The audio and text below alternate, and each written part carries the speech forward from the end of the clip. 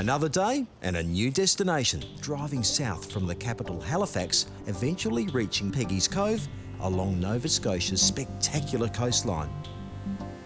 Now, the way that Peggy's Cove got its name, well, it's a wonderful story. Folklore says that Peggy was a young girl who lived in the village here.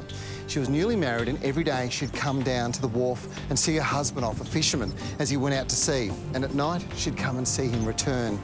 Now, sadly, one night he never returned, and for weeks she would come here waiting until one day she realised he was never coming back. So Peggy dived into the water and swam out into that rough ocean out there to be with her husband and was never seen again. And that's how the cove got its name, Peggy's Cove. The Lighthouse was built in 1915 to warn ships travelling the treacherous coastline of the hazards that would claim many a ship and life.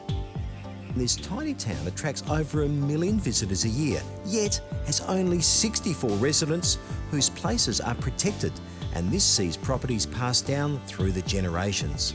Today, it's an artisans village with the most beautiful crafts and arts, and many of them associated with the sea. Well, this attractive tankard is made of pewter. It's an ancient metal that was used by the early artisans of Nova Scotia. And any visitor to Peggy's Cove can visit Amos Pewter and get a modern twist on pewter making. Jake, can you run us through how pewter's cast? Once our molds are made, what we do is we actually just pair them up. They go inside this machine here called a centrifuge. This piece is actually going to go on and apply pressure to the centrifuge, keeping the mold in place. And all that's going to happen is it's going to spin around. So while the mold is spinning, we'll just take about 1 lathe full of pewter, we pour it down into the mold. The reason we use a spinning mold is because the pewter itself is going to harden within seconds of leaving the pot. It's only just above its melting point.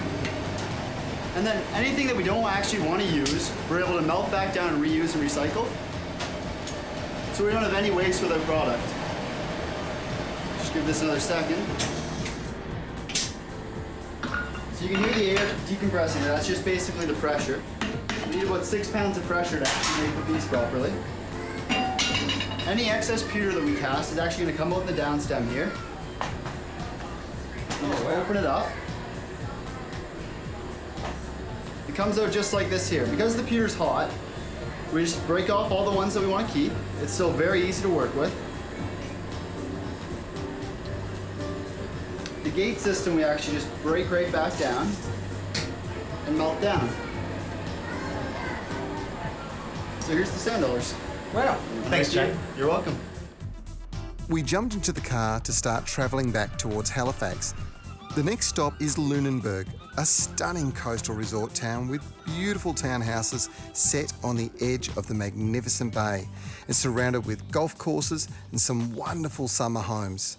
One word you'll hear a lot around Lunenburg is Blue Nose. There's the Blue Nose Academy, Blue Nose Golf Club, Blue Nose Cafes, Blue Nose Restaurant, the list goes on. And the reason for that is the famous sailing ship called the Blue Nose. It's even been immortalised on the Canadian 10-cent piece. It's still a working fishing village and its scallop industry remains a thriving business.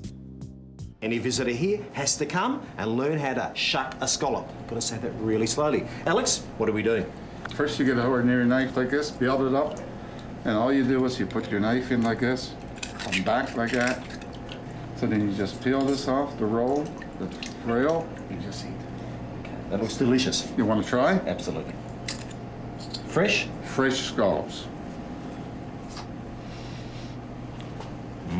Delicious. Got another bit? Sure. Thank you. Okay.